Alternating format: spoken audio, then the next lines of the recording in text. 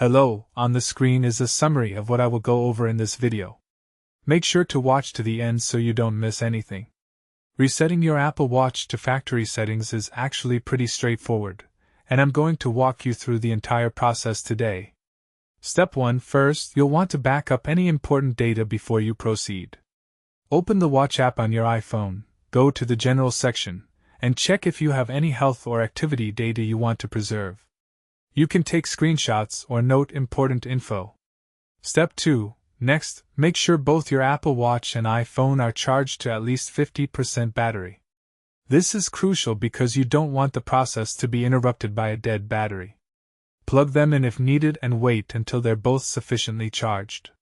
Step 3. Now, on your Apple Watch itself, swipe up from the bottom to open Control Center.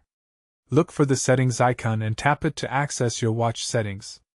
This is where all the magic happens. Step 4. Scroll down and find the General option, then tap it. You should see a Reset option at the bottom of this menu.